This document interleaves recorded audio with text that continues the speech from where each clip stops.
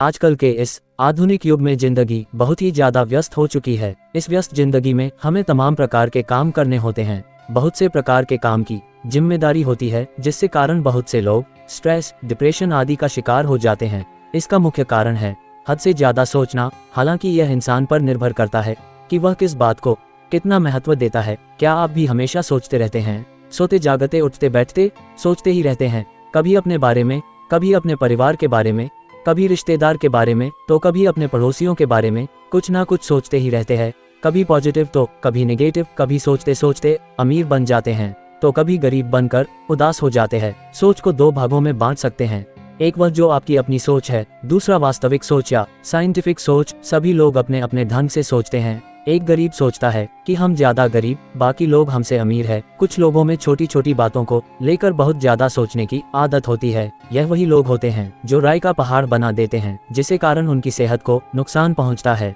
इसी कारण आपके बाकी सभी काम भी बिगड़ जाते हैं और जीवन पर बुरा प्रभाव पड़ता है। लंबे समय तक इस तरह की आदत डिप्रेशन का कारण भी बन सकती है।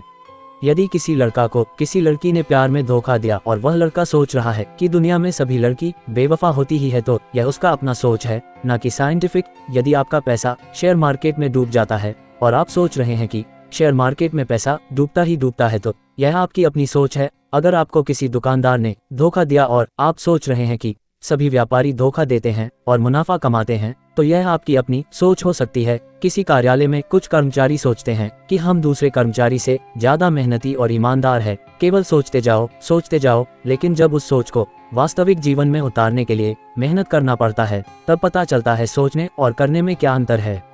हम सोचते सोचते कब ओवरथिंकिंग के शिकार हो जाते हैं, हमें पता ही नहीं चलता है। यह जो हमारा खुद का मानने वाली सोच है, इसका कभी अंत नहीं होता और हम सोचते ही चले जाते हैं, जिसके कारण हम ओवरथिंकिंग से ग्रस्त हो जाते हैं। मेडिकल साइंस में ओवरथिंकिंग को दो भागों में बांटा गया है। पहला प्रॉब्लम रिलेटेड ओवरथिंकिंग, दूसरा सॉल्यूशन रिलेटेड ओवरथिंकिंग। पहला प्रॉब्लम रिलेटेड ओवरथिंकिंग। सबसे ज्यादा लोग इसी तरह के ओवरथिंकिंग करते हैं। इस प्रकार के ओवरथिंकिंग में हम केवल समस्या के बारे में सोच कर उस समस्या को बड़ा कर देते हैं। कोई समस्या तिल के समान हो, उसे हम तार कर देते हैं। यदि आपको पैसे की तंगी है और आप सोचेंगे कि 10 साल पहले यदि मैं यह कोर्स कर लिया होता तो आज यह परेशानी नहीं आती, या 5 साल पहले मेरे पिताजी ने यह काम मुझे करने दिया होता तो आज यह दिक्कत नहीं आती, यही प्रॉब्लम रिलेटेड ओवरथिंकिंग है।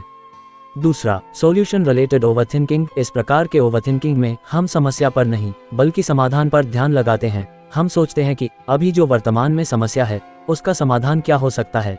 सॉल्यूशन के विभिन्न विकल्पों पर विचार करते हैं। अगर आपको पैसे की तंगी है और आप सोच रहे हैं कोई पार्ट टाइम जॉब शुरू करे या कोई पार्ट टाइम बिजनेस शुरू करे जिससे पैसे की समस्या दूर हो जाएगी, तो यह सॉल्यूशन रिलेटेड ओवरथिंकिंग है। मेडिकल साइंसेस की एक रिसर्च के अनुसार ज्यादा सोचने वाले व्यक्ति का IQ 60 होता है, जबकि कम सोचने वाले व्यक्ति का IQ 180 होता है। इस भाग दौड़ भरी जिंदगी में कब आप ओवरथिंकिंग के शिकार हो जाते हैं, आपको पता ही नहीं चलता है।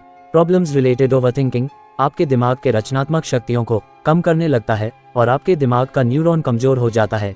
एक साइंटिफिक रिसर्च के अनुसार इंसान को दिन भर में 70,000 से ज्यादा विचार आता है, जिसमें 95% कोई काम का नहीं होता है। आप उसके बारे में सोचते हो जो वास्तव में इस दुनिया में है ही नहीं। बाहर से आकर कोई कुछ भी बोल देता है और आप उसी पर विचार करते रहते हैं, अपने गोल को भूल जाते हैं। आपकी लाइफ में कई समस्या का समाधान बिल्कुल आसान होता है, लेकिन आप सोच कर उसे मुश्किल बना देते हो।